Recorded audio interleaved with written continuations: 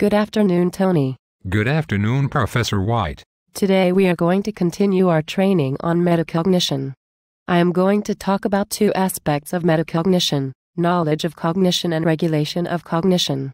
But first, can you tell me your understanding of metacognition? Yes, metacognition is when I take time to think about how I process information, making decisions about strategies to use during a task, and monitoring what takes place during the task. Very good.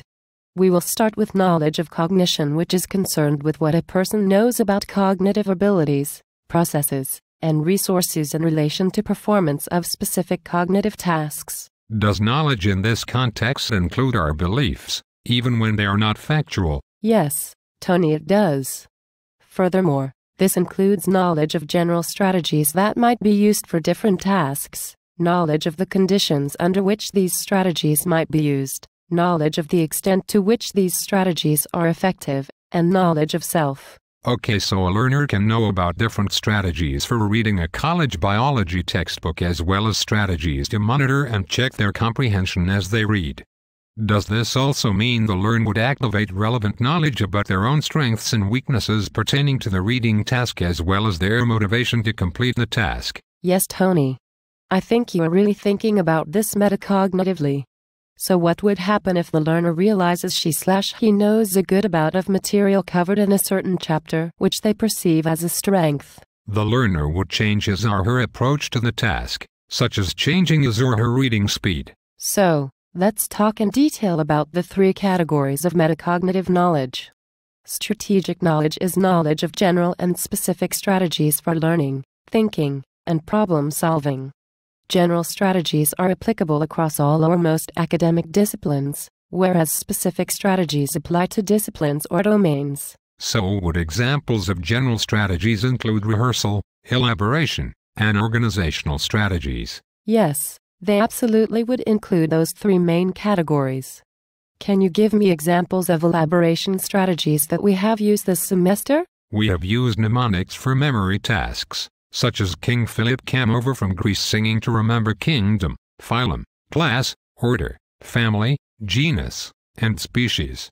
Also, we used summarizing, paraphrasing, and selecting main ideas from texts and journal articles. What about some organizational strategies? We have used different forms of outlining for the text reading, concept mapping, and note-taking, like Cornell notes. So, the next category is task.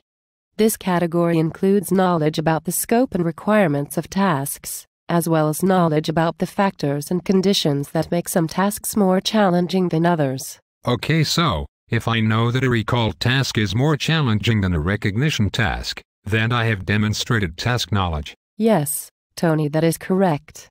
In addition to knowledge of different strategies and knowledge of cognitive task, Dr. Flavell also proposed that self-knowledge is an important component of metacognition. Self-knowledge consists of what one believes about oneself and others as thinkers. This category covers knowledge of one's strengths and weaknesses. This gives individuals an awareness of the types of strategies they are more likely to use in different situations. Okay, I got it. This would be like me knowing that I perform better on multiple-choice tests than short-answer tests.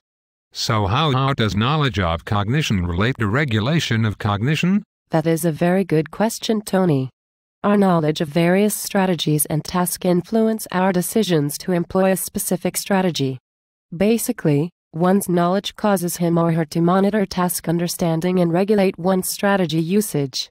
The regulatory component deals with making decisions and the activities that one may engage in during the process of working through a task or problem. What are some examples of these activities? Some examples may include selecting strategies to assist with understanding the nature of a task or problem, planning courses of action, selecting appropriate strategies to carry out your plans, monitoring execution activities while implementing strategies, evaluating outcomes of strategies and plans, and if necessary, revising or eliminating non-productive strategies or plans.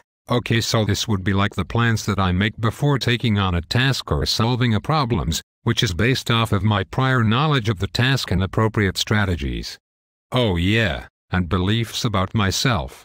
Regulation also involves me making adjustments during the task, as well as revisions that I might make when I complete the tasks. I got it.